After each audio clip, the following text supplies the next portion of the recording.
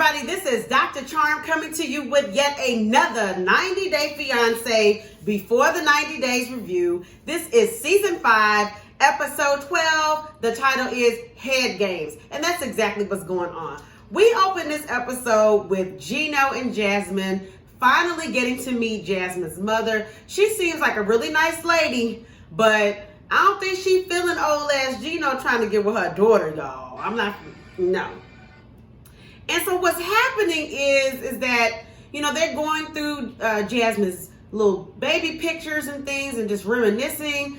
And, Gino basically asks Jasmine's mother, like, hey, I want your permission to ask for your daughter's hand in marriage. And the look on her mother's face when he asked, and she just looks so sad. And she's like, this is my treasure. This is my gift. And you're taking my child to a whole nother country. And, is this really what you want? She's asking Jasmine, is this what you want? And Jasmine's like, yes. And I could tell the mother really does not approve of this old ass man. We find out that she's only a couple of years older than Gino. I mean, this man is her mother's age, but her mother, I think that she has a wonderful mother, because a lot of parents know if you tell your child no, they're going to do the opposite. So it's better for her to just go ahead and give her blessing. And she said, I'm going to do whatever makes my daughter happy, and I'm going to go ahead and give my blessing. But you could tell she ain't really feeling Gino, y'all. Okay. But he's getting ready to propose, and that's what's happening. So that was kind of uneventful. It was pretty uneventful, I have to say. But I really loved her mom. Her mother's gorgeous and gracious. The next thing, child, we get up into this mess with Kimberly and Usman, aka Soldier Boy. Okay, not the Soldier Boy, tell him Superman that hoe. The other Soldier Boy, the Nigerian Soldier Boy, y'all. And it's a big old mess because Soldier Boy finally confesses to Kimberly that he had a whole ass girlfriend when they started talking, y'all. This is a lot to deal with because Kim basically has spent a year trying to get with Soldier Boy. She slid into his DMs as a fan, and I guess she just was starting to butter him up, and she went and did the friend approach. So I guess it worked for her. She came in as a friend and she ended up as a girlfriend. But basically, his whole little thing, and men are so something. They really can be something, because he knew good and well that it was inappropriate, the relationship that him and Kim had on that chat. That would be called an emotional affair, because he's talking to her. He had a girlfriend. He did not talk to Kimberly as his girlfriend, but then he knew the woman had feelings for him. She told him she was starting to fall in love with him after about a good amount of time. And 4 months into them talking, that's when him and old girl broke up. And see, here's the thing. It's not like he broke up with Zara, who is gorgeous, by the way, to date Kimberly. Zara broke up with him, y'all. So that means that if Zara had not broken up with him, would he have continued on with the relationship? And I'm thinking that he would have. And I think he said the reason that Zara broke up with him is that she didn't want to be dealing with all the female fans. And, he's a little Nigerian sex symbol. So she didn't want to deal with that. And Zara's a cute girl. She's really cute. I really hope they bring her in for the finale or whatever, the reunion or whatever. But basically, Kim was upset because she was like, you played me. And it seemed like to me, and what a lot of men do, they always have the bases loaded. They always have one in the chamber. So even though he might be talking to you, he might got 2 or 3 waiting in the wings. And I think that's what the Soldier Boy do. Soldier got a roster, y'all. He got a little roster. And Kim was upset, and she had a right to be upset. But the thing is that Kim was the one that slid in his DMs. Kim was the one that started telling him she was falling in love with him. Kim was the one that went all the way to go visit him in Nigeria. She did not really require much of him. Kim was the one that was been begging him for penis since day one. Kim did not require anything of him, and she's been the one that's basically been the initiator and the aggressor in this relationship, and that's a lesson learned. He was foul as fuck for what he did, but Kim, you might want to, and then also, how about common sense? Hey, ladies and gentlemen, if you are interested in somebody, if you really are interested in somebody and they're not really a friend, you need to ask them. These are things you ask up front. Do you live alone? Do you have children? Do you have a husband or wife? Do you have a girlfriend or boyfriend? Are you seeing anybody? She was basically saying he didn't volunteer the information, but she didn't even ask, y'all. She didn't ask. So maybe Kim wanted to walk around delusional, y'all, because I'm telling you what, I learned the hard way. You better ask these questions, any pertinent questions. Have you been to prison? Do you have a record? If that's important to you. Some people it's not important to. But anything you want to know, they always say that people will tell you at the beginning of a relationship, at the beginning of talking, they would tell you pretty much anything you want to know if you ask. Now, it's the truth. You would think it would be as they know you more, they'd answer more questions. But no, when you first meet somebody, that's when they're going to answer most of your questions. So go ahead and ask them. So Kim, girl, he was dead wrong, but you should have asked the right questions. You wouldn't ask the right questions. So basically, Kim is huffing and puffing and she's storming off, child, and she's ready to go. And he's like, but I love you. And, you know, you my girlfriend and this and that. And she's like, but I came all the way over here. Oh, and she acting like she just moved over there to live. This ain't a Jenny and Summit situation. Now, remember Jenny and Summit, y'all. Jenny basically cashed in her house, quit everything, and she really did pick up and move all the way to India for Summit. Baby, Kim is just visiting. I don't know what she acting so dramatic about, girl. Men gonna lie. Men gonna lie, girl. So moving on to Ben and Mahogany. This relationship is strange, honey. Prince got a song called Strange Relationship. I think he wrote that about Ben and Mahogany. Because basically, Mahogany has taken Ben to meet her homegirls. And Ben is like, yeah, you know, what do y'all think about me? What do y'all think about me as a boyfriend? He was throwing that boyfriend word around a lot. And finally, her little friends was like, Ben, we didn't know you were her boyfriend. That's some embarrassing shit. He done flew all the way across the hemisphere to go and visit this girl. And he talking about, I'm her boyfriend and don't nobody know. Okay, like what it is. And he did show proof. He showed and proved. He showed text messages between the both of them where they were texting back and forth. And he said, I want you to have my babies. I want to get married to you. And she was engaged in it too. What would life be like together? But basically, baby, Mahogany said, honey, that was for show. That was some text message life. That was internet life. That ain't real life. And he ain't said shit to me since he got here. We haven't had that talk. Okay. So I don't know. You know what though? Mahogany is 22 years old. That's what it is. So he asked her, can they go on a trip together, which, you know, to give him some time alone out of that damn Airbnb. That fake ass Airbnb. So he basically took her, and it was a really nice trip. They went somewhere in Peru, and the hotel was pretty basic, but he took her dune buggy ride in the sunset, and then they had a little,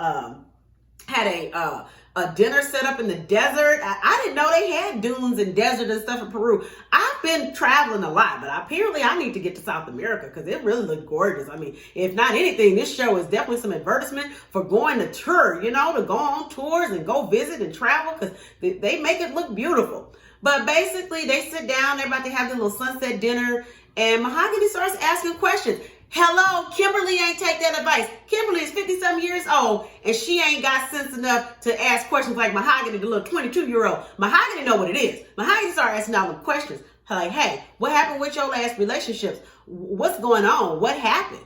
And, you know, what do you see? And he basically told her that his marriage was over religion, and he blames the religion. But he didn't really take a lot of responsibility. He's like, my wife won't really talk to me. We don't have a good relationship. And Mahogany was like, but that's the mother of your children. You have children together. Why don't you have a good relationship? So Mahogany is wise beyond her years. She really is. And then he said, you know, he had a 27-year-old girlfriend and it didn't work out with her. So Mahogany is asking questions. But I'm also seeing some patterns here. He was with a 27-year-old first. Now Mahogany is 22. He thought she was 24. So he want him something young. And I think that the reason he wants something young, there's quite a few reasons people do, you know, date younger. Some people just want to feel younger. They don't want to be with somebody their own age. They want to feel younger, so they keep friends that are younger. They date people that are younger. Nothing wrong with that. But I think in the case of Ben, I think that Ben is dating these younger women because he got married like at 17, 18, 19 years old, just started having kids. He was a pastor in the church. He had all this responsibility at this really young age. And I think now that he's divorced and he's like out of that heavy religion like that, I think he's trying to recapture his youth. I think mentally, this man is stuck at about 20 years old. And that's why he's dating 27 and 22-year-olds, is because he's still mentally stuck at 20. Okay? So I think that's why he's, pursuing Mahogany. But I don't, Mahogany ain't really feeling it like that. She's just like, hey, we really need to talk. And I'm seeing some red flags. So shout out to Mahogany. If those were her real parents on the previous episode, they raised her very well. She got good sense, and I love it. I love to see it. So we move on. Lord have mercy, Jesus. Oh my God. To the final couple of the evening, rewind. I'm gonna save Ximena and Mike for last. I'm going to Hamza and Memphis. So Hamza and Memphis, they meet with a translator. There's always comes a time in these 90 Day Fiancé episodes where they decide with the language barriers that, hey, we would do better if we met with a translator. They should have had a translator on every episode, but whatever. I digress. So Hamza and Memphis get a translator, and I want to give a shout out to the translator. The translator, first of all, was more like a relationship counselor, and he was the most dramatic translator that I have ever seen, because he was really putting the oomph into it. Like, you think your translator, they're just supposed to do a basic translation. No, he was going in. So basically, Hamza and Memphis meet. They go out. They got the translator there, and Hamza was like, I'm really concerned. When you going to stay at your ex-husband's for 4 days and 4 and 5 days like that with the children, that you still got feelings for him, and if we have any problems, you gonna run over there and stay for another 4 and 5 days. And I don't blame him. That's some crazy shit. But the thing is that she had a mental health issue. I would say, yes, it's weird, but that she had a mental health breakdown. So, hey, and she said, hey, I'm not gonna do that. I am going against my whole family for you, because he's saying you argue all the time. And she did. She started getting real aggravated, and she is very quick to anger. The Bible says be slow to anger. So I'm gonna need Miss Memphis to go and read a couple of them verses and internalize them. But she did say she needed to work on it, but I think she needs to professionally work on that shit. But basically, the translator is translating. He's like, whoa, whoa, whoa. He making faces and stuff. I think it was really cute. But basically, Memphis said, I'm going against my family. No, people do not approve of you. They think you're using me to come to America. I have made a lot of sacrifices to get you here. And then she started crying. A man is a sucker for some tears, women. We know what to do. And basically, Hamza, and I thought it was just the cutest gesture. He gets up and comes and kisses her. He gets up from the table and walks around and get up to her and kisses her. And you could tell that just a relief it's just been a relief for them to go and just get everything out in the air and not have to talk and type into the Google phone or whatever to get the translation. So, basically he takes her to these ruins.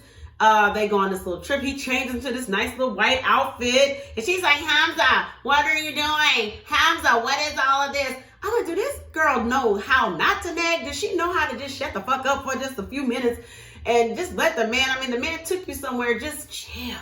There's animals everywhere. There's sheep and cows. I don't know what's happening. But he comes out. He gets on one knee and he gives her a very nice ring and proposes to her, a proper proposal. And I thought it was just gorgeous. And apparently, 26-year-old Hamza picked out a better ring than 50-year-old Gino, because, honey, his ring makes Gino's ring look microscopic, y'all. Microscopic. But it was cute. It was a cute little scene. Because they've been fussing and fighting the whole damn show. So it was nice to see them have like a little romantic moment. And y'all, I still think that just Miss Memphis is never going to be satisfied. Her baseline is just disturbed. I really do. It's unfortunate. But hey, good luck to them. Good luck to them. And I think we see for next week that the mama and her meet with the translator and they kind of get into it a little bit. So, oh Lord, I got to take a breath. I got to read.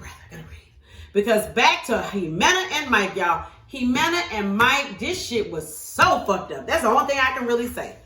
Ximena and Mike, basically, we opened with Ximena saying, well, I'm not in love with you, Mike, because he asked her, are you in love with me? She said, no. She said, I love you, but I'm not in love with you. And she said, we need to live together longer to know each other.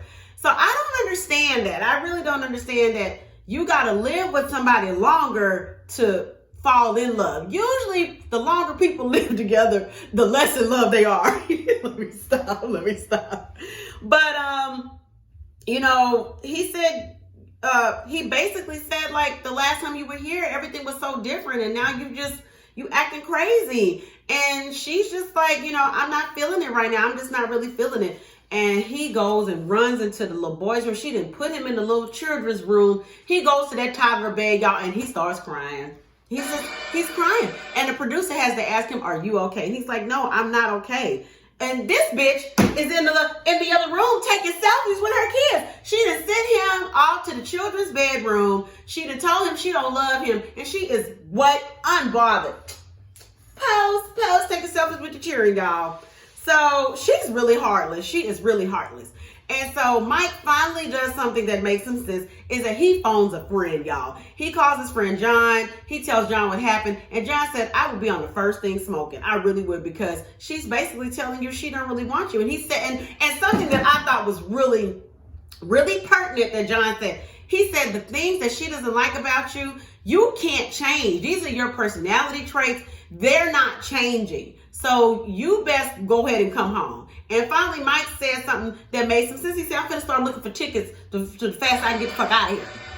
But, you know, they got to do the whole translator spiel. So John's girlfriend, who's Latina, who's completely fluent in Spanish, has agreed to translate and kind of talk.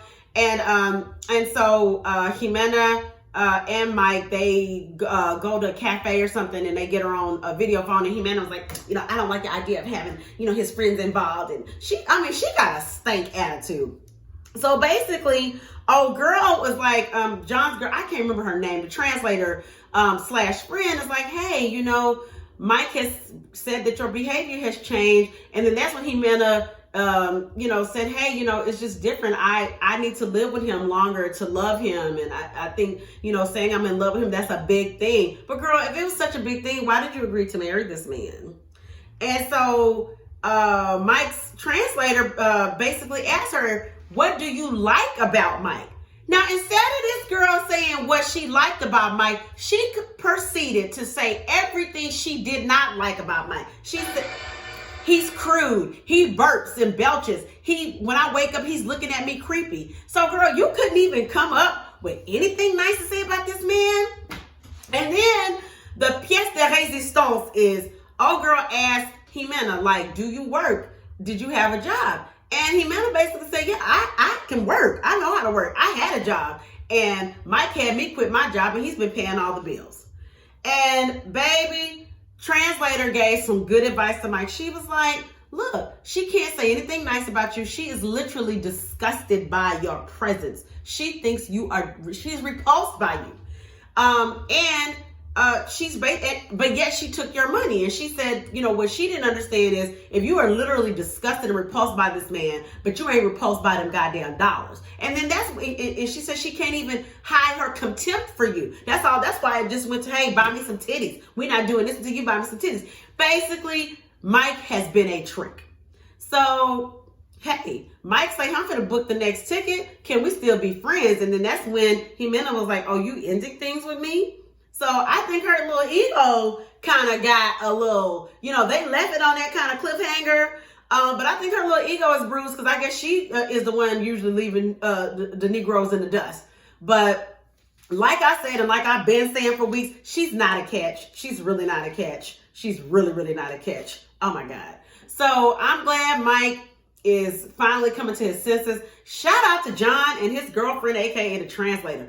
That's good to have good friends, because if you have really good friends, they're not going to stand by idly and just let you just make a huge mistake like that. Not a real friend, not a real friend. And I'm really glad that he has a support system. His father, his grandfather, his friend John. I'm really glad to see, you know, to really see that. So, you know, I'm done with Ximena. Oh, Lord. And yes, the title of this episode is Head Games, and that's exactly what she's been doing, is playing head games with him. So we'll see what happens next week, y'all. Season is slowly winding down, coming towards an end. This has been a really good season. I have to say, it's been a really good season, and I'll be interested to see what happens next week. So thank you so much for watching. Make sure you like and share, and please drop down below and leave some comments. I'd love to hear your thoughts on this episode, you guys. Who do you love to hate, and who do you hate to love? Anyway, see you next time. Bye.